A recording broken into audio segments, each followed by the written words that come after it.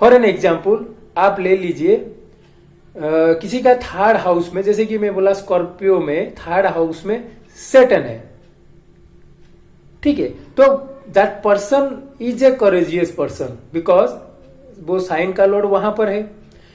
And वहां पर आप देखिए नेचुरल कारकत्व किसका है, मान लीजिए थर्ड हाउस का कारक है मार्स। मार्स और सैटर्न के बीच रिलेशनशिप क्या है, Mars and Saturn are enemies. तो सैटर्न, हेलो दोस्तों, आज का वीडियो में हम लोग डिस्कशन करेंगे कारक भावनाश।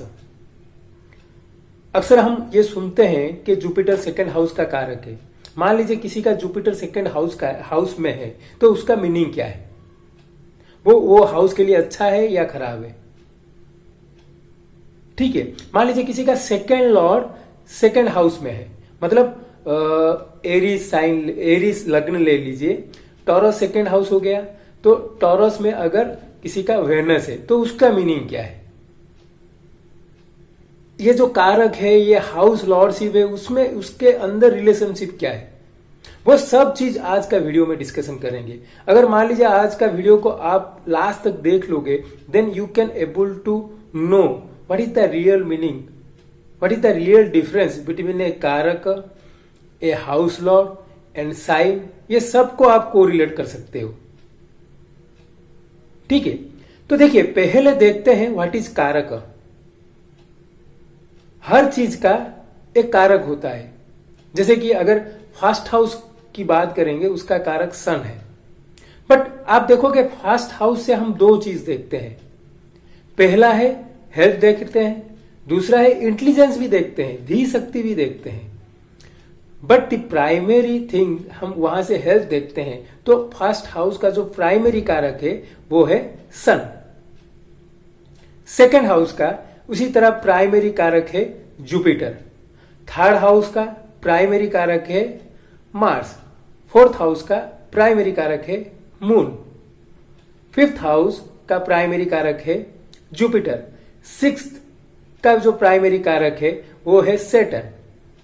अगर सिक्स्थ हाउस में आप कंपटीशन की बात करोगे, जैसे कि लड़ाई झगड़े की बात करोगे, वो सेकेंडरी कारक आएगा, वो है मार्स। बट जो प्राइमरी है वो है डिजीज, उसके लिए जो कारक दिया गया है वो है सैटर्न।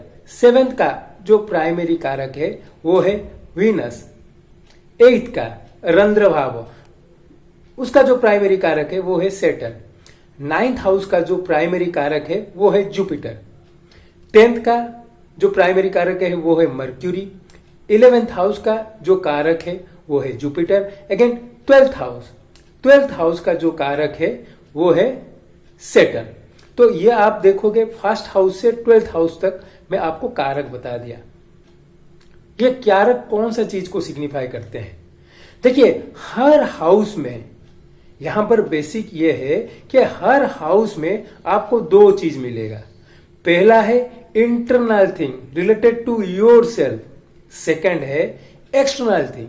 फॉर एन एग्जाम्पल, जैसे मैं आपको बताया first house signifies your health as well as first house is signifying your intelligence.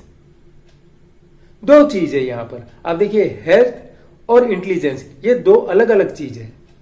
Second house आप देखोगे वो फैमिली के लिए देखा, अपना फैमिली के लिए भी देखते हैं, एंड सो अपना जो खुद है उसके लिए देखते हैं। अगर आप बृहद जातक को रेफर करोगे, वहां पर वो internal thing related to a house beautifully explain किए हैं। वो लिखे हैं हाउसेस के लिए कल्प, फर्स्ट हाउस इज कल्प, कल्प मतलब इंटेलिजेंस, ठीक है। कल्प, स्व, विक्रम, गृह, प्रतिभा, ख्यातानि, चित्तोत, रंध्र, गुरु, मान, भव, व्यानि। तो यहां पर वो डिफाइन कर दिए हैं जो internal thing related to each house. जैसे कि फर्स्ट हाउस है कल्प मतलब इंटेलिजेंस, सेकंड हाउस है स्व, family is the external thing. स्व मतलब जो हम बोलते हैं ये मेरा है, मेरा है, that is kind of internal thing, internal feeling. Third house is Vikram. Vikram मतलब करेज। आपका जो करेज है वो थर्ड हाउस से देखा जाता है। फोर्थ हाउस हो गया गृह। जो वर्ड वो यूज किए हैं गृह मतलब रेसिडेंस। हम जो सोचते हैं ये मेरा हाउस है, that is a kind of fourth house which is linked with you. Then fifth house वो बता रहे हैं प्रतिभा। प्रतिभा का मतलब क्या है? इंटेलेक्चुअल पावर जो है, दैट इज प्रतिभा। ठीक है। देन आ गया सिक्स्थ हाउस इज क्षत। क्षत मतलब इंजुरी। हमको जहां पर कष्ट होता है, इंजुरी हो गया, that is a kshat, internal kind of thing. External हो गया एनमी। सेवेंथ हाउस के बारे में बताए हैं चित्तोथ। चित्तोथ मतलब सेक्स। ठीक है, क्यूपिड सेक्स। देन आ गया एथ हाउस रंध्र सिन पाप। नाइन्थ हाउस हो गया गुरु। टेंथ हाउस के लिए वो बोले हैं मान। 11th हाउस जो बताए हैं वो है भव। देखिए भव इज ए रुद्र। भव का 11th हाउस का साथ रिलेशनशिप अगर निकालेंगे, you can achieve what ever you want to achieve. That is a kind of bhav kind of thing. Gain is a kind of external, जहां पर आप मनी की मैंने जो आपका जो पैसा है उसका इंप्रूवमेंट, मान लीजिए कोई स्टॉक एक्सचेंज में लगाता है, that is 11th kind of activity. 12th house is व्यय। ठीक है, तो यहां पर आप देखोगे ये ब्यूटीफुल एक्सप्लेन किए हैं इंटरनल कैरेक्टरिस्टिक्स रिलेटेड टू ए भाव। तो आप देखिए, आप हर भाव का इंटरनल चीज लिखिए, एक्सटर्नल चीज लिखिए। जैसे कि आप मान लीजिए थर्ड हाउस की बात करेंगे। थर्ड हाउस का जो इंटरनल है वो है आपका करेज। एक्सटर्नल हो गया योर सिबलिंग्स। ये थर्ड हाउस को एग्जाम्पल लेके हम देखेंगे उसका रियल मीनिंग क्या है। मान लीजिए जो साइन का लॉर्डशिप है, जो भी साइन का लॉर्डशिप है वो हाउस में अगर रहेगा,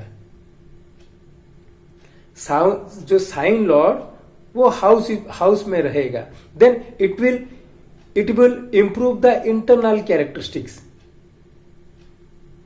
उसका मतलब क्या है? देखिए फॉर एन एग्जाम्पल, अगर जैसे कि मान लीजिए हम बात करेंगे स्कॉर्पियो एसेंडेंट की। स्कॉर्पियो एसेंडेंट की बात करेंगे थर्ड हाउस में, अगर सेटन की बात करेंगे, थर्ड हाउस में अगर सेटन है, स्कॉर्पियो एसेंडेंट थर्ड हाउस में सेटन है, तो Saturn is in its own house, तो वो उसको क्या करेगा? स्कॉर्पियो एसेंडेंट में सेटन अपना घर में है, then it will make the man courageous, क्योंकि courage is the word which is linked with the third house internal qualities. इसलिए अगर साइन लॉर्ड वहां पर है तो वो इंटरनल क्वालिटी को प्रॉस्पर करेगा।